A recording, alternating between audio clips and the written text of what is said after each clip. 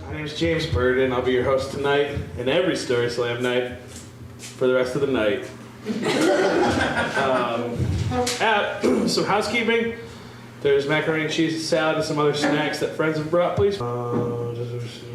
First of all, has anybody not been to this particular formatted show before? Has anybody not been to Story Slam?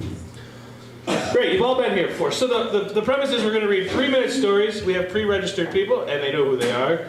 And they have 3 minutes to tell a story, the theme of which will be lost and found. This story might be a story from a sense of lostness. I want to ground it in the place where I'm stamping my foot in West Africa.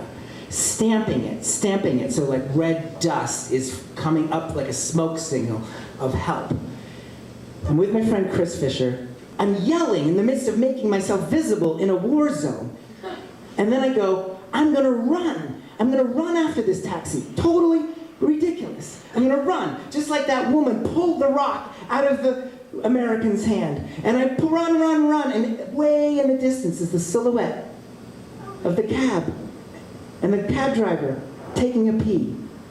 And I run and I get my passport, I get my life back, and I mark the ground of his pee with my pee. And I'm glad that Tarzan has returned to Africa.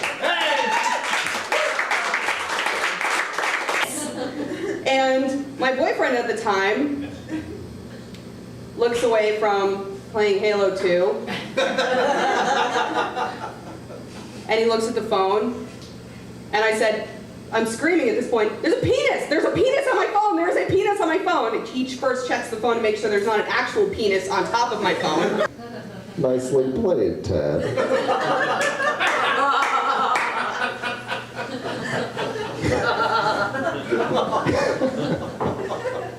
All of this is true. Yeah, I'll get her, hang on. And she's like, there's this guy on the phone, he's completely insisting that you talk to him right now. And I'm like, what? And I get the phone, I'm like, what's going on? Bill's like, my drum was in my bed. Sisters decide that they want to go out and have coffee, they want to have dessert. So where do they decide to go? They decide to go to Planet Hollywood. I have never understood in my life why my family decided to go to Planet Hollywood whenever they're in Munich, Germany, of all places. And she is running around the Munich train station looking for any police officer or anybody that looks like a police officer. Well, granted, there was a costume party that was going on in Munich that night. So my mom found the only, police officers that she could find. Seth Brown, please.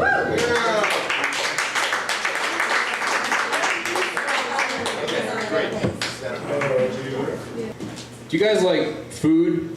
Yeah, me too. That's why I was excited about last theme. This was about lost and found, I guess. But I'm going to talk about lost and found food, because I think about food a lot, as James Gordon can tell you.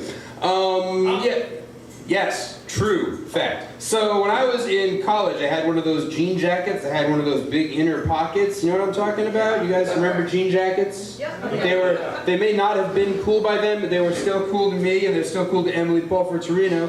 So that's good enough for us. So I had one of these with a giant inside pocket, and I would save food in it. So like we were at a D&D campaign one night, and I was really hungry, and I was like, oh, I wonder if there's any food in my jacket. So I reached into this pocket, and I pulled out a zucchini chocolate chip muffin. It's a bat mitzvah cake, and we take it out of the freezer, we open it up, and we go, oh my God, that says bar. It was my brother's bar mitzvah cake that my mom had saved for a dozen years. It was more than a dozen. It was one more year than a dozen, which means it was actually time we gave the cake its own bar mitzvah. Mary, all I gotta say is not one word. One of those mother things, When you get there, I will be there. So my mother couldn't fly out again until the morning. Until the next day. So my mother's missing an entire day of her vacation because of that. You were here last night. So the whole memory of the passport story is sort of marked by a photograph of my mother with a big old cocktail in her hand and a big rosy smile on her face and a picture of her passport. They're called a hoot.